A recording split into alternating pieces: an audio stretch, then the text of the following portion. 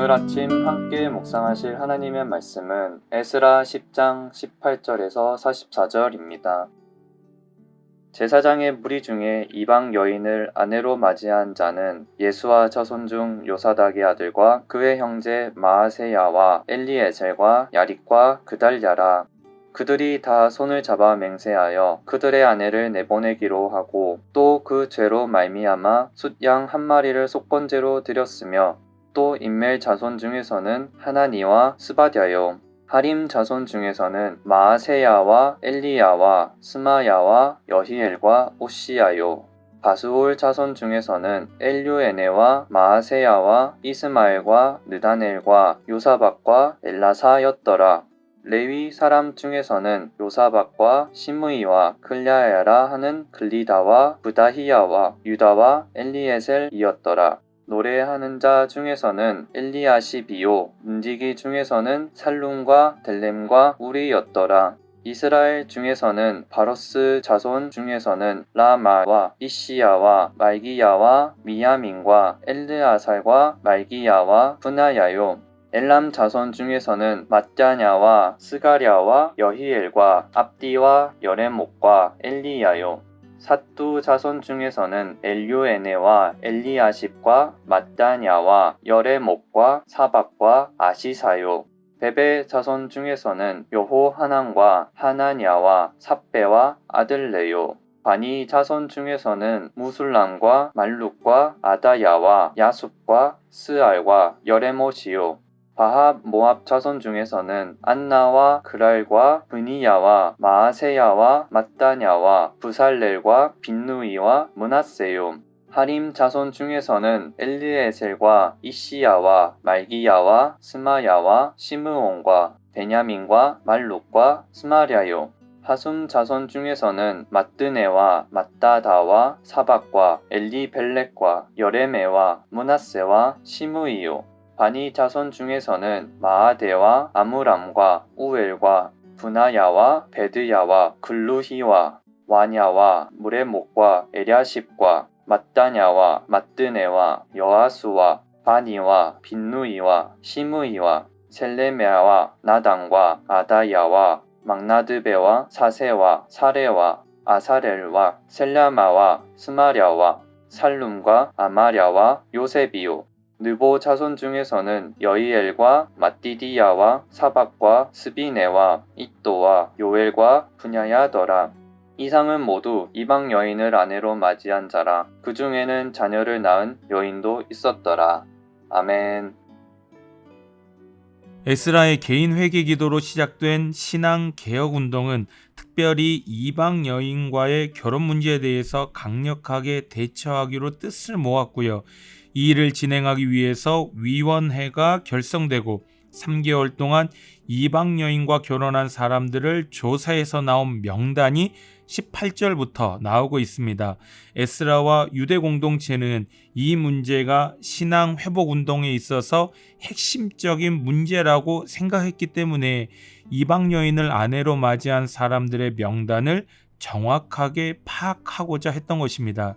18절부터는 위원회의 조사 결과로 나온 112명의 명단을 볼 수 있는데요. 놀라운 것은 18절부터 24절까지 나오는 사람들이 전부 제사장 가문과 레위인들이라는 것입니다. 이들의 숫자가 무려 27명에 이릅니다. 그러니 전체 112명 중에 5분의 1이 넘는 숫자라 할 수 있겠습니다. 결국에 이 문제에 있어서는 종교 지도자들도 별반 다르지 않았다는 것을 보여주는 것이고요. 동시에 이 수치가 말해주는 것이 이방 여인과 결혼하는 일이 어떤 특정한 한 계층에서만 일어난 것이 아니라 종교 지도자들로부터 일반 백성에 이르기까지 광범위하게 행해졌다라는 것을 알 수가 있습니다. 이 시대 사람들이 그러했던 거죠. 이방 여인과 결혼하는 것이 뭐 그리 하나님 앞에서 큰 죄냐라고 생각했던 것입니다.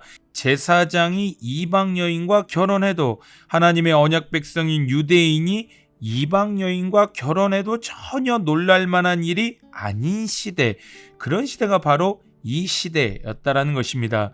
이러한 시대적 분위기를 생각한다면 지금 보여주고 있는 이 조사는 꽤나 명확하고 철저하게 진행된 것이라고 할 수 있겠습니다.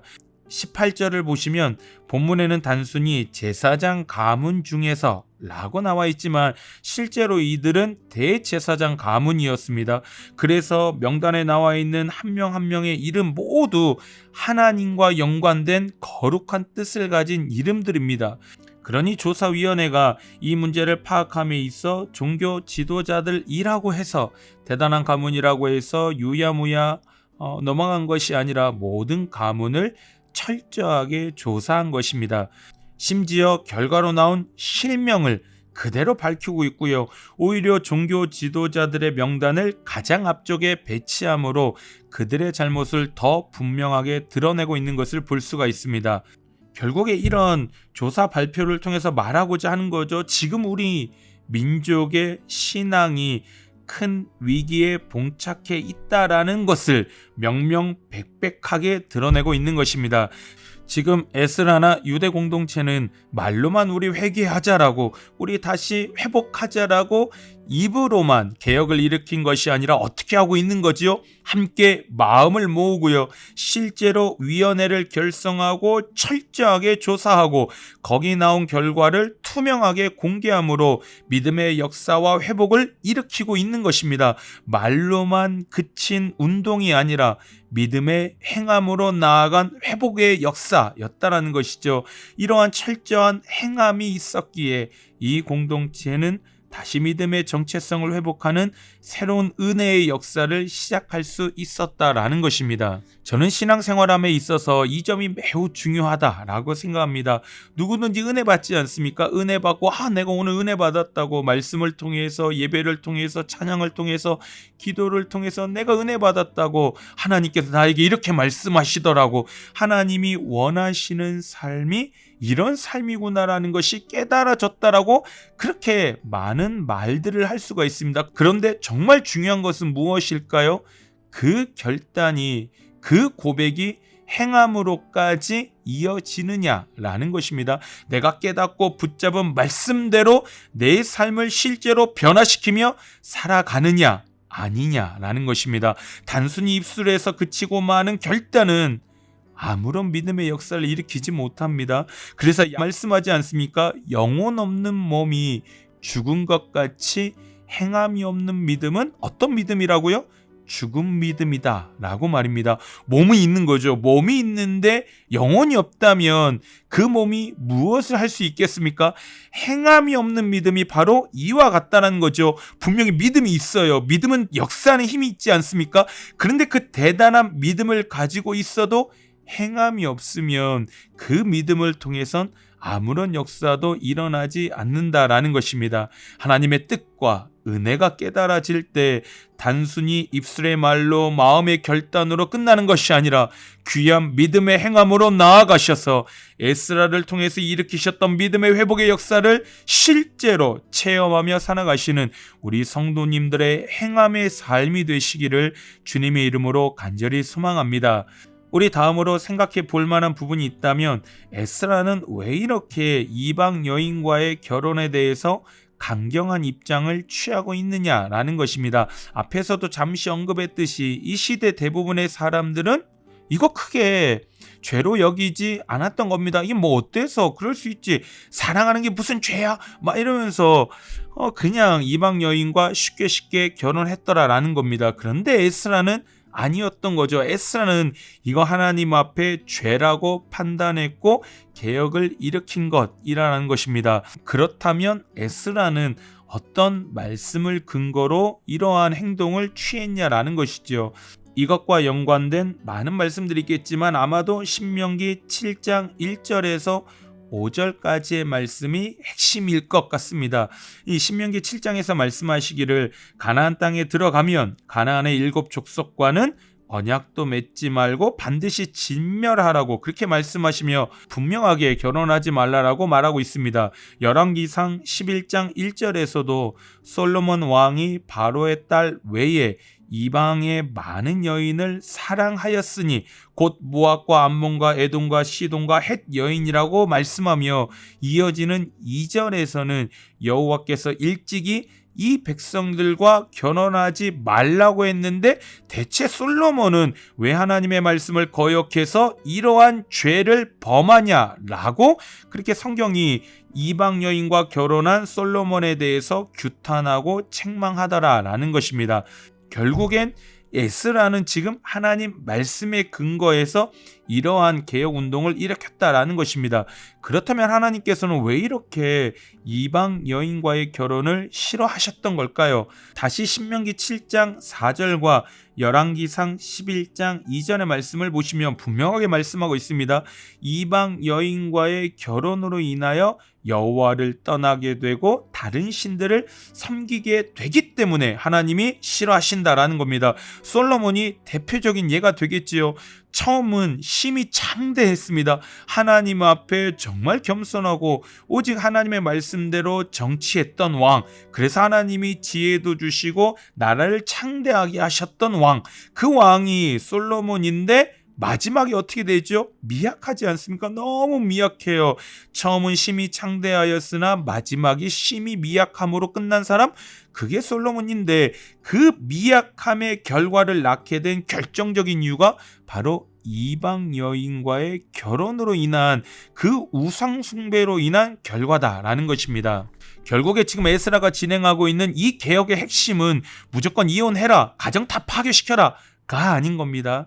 잘 아시다시피 요셉은요, 애굽의 이방신을 섬기는 제사장 딸과 결혼했습니다. 모세는요, 구스 여인과 결혼했고요. 그 유명한 보아스는 모압 여인 룻과 결혼하지 않았습니까? 에스라의 개혁의 본질은 절대로 가정 파괴가 아닌 것입니다. 뭘까요? 바로 하나님 백성으로서의 정체성을 지키고 회복하는 것. 이것이 바로 핵심이었다라는 것입니다. 에스라와 유대 공동체는 바벨론 포로로부터 돌아온 지 얼마 되지 않는 이제 다시 성전을 짓고 이제는 다시 신앙 공동체로 회복하는 그 단계, 과도기에 있었던 공동체였기 때문에 하나님의 백성으로서의 정체성을 흔드는 이 문제에 대해서 강력하게 대처하고 규탄했던 것입니다. 결국에 에스라의 종교개혁의 핵심은 정체성 지키기, 정체성 회복하기였다라는 것이죠. 제가 참 존경하는 교수님이 계신데 그분이 항상 강조하신 것이 있습니다. 우리가 신앙인으로 살아감에 있어서 이 질문을 끊임없이 던져야 하는데 그것이 무엇이냐면 나는 누구인가? 라는 질문이다 라고 말씀하셨습니다. 나는 누구냐? 나는 어떠한 가치관을 가지고 이 세상을 살아가고 있냐라고 항상 자신에게 질문을 해야 한다라는 것이었습니다. 우리 성도님들은 지금 어떠한 정체성을 가지고 살아가고 계시는지요? 정말 내가 하나님의 아들이고 딸이다라는 그 확신한 정체성을 가지고 살아가고 계십니까? 우리는 여호와 하나님 한 분만이 살아계신 유일한 하나님이심을 믿고 살아가는 사람들입니다. 그렇기에 우리는 세상의 가치관이 아니라 오직 하나님의 말씀만을 붙잡고 세상을 살아갑니다. 이 정체성이 흔들리면 우리 신앙의 근간이 흔들리고 마는 것이지요. 간절히 소망합니다. 진리가 혼탁해져가는 이 코로나 시대를 살아가면서 에스라와 유대 공동체처럼 하나님의 백성으로서의 정체성을 흔드는 어떤 것이 있다면 작은 것이라도 거부하시고 이겨내셔서 견고한 믿음의 삶을 살아가시는, 견고한 정체성을 가지고 하나님 앞에서 믿음의 삶을 살아가시는 우리 모든 성도님들의 은혜의 삶이 되시기를 주님의 이름으로 축원합니다. 우리 함께 기도하실 때 말씀을 기억하며 하나님, 입술과 말로만 그치는 결단이 되지 않게 하시고 행함으로 나아가는 은혜를 우리에게 허락하여 주옵소서. 우리 교회를 위해서 기도하실 때 많은 성도님들이 양육 훈련에 동참하게 하셔서 살아있는 말씀, 생명의 말씀의 은혜를 풍성하게 누리는 모든 성도들이 되게 하옵소서. 우리 함께 두 가지 기도 제목 가지고 기도로 나아가겠습니다. 함께 기도하겠습니다.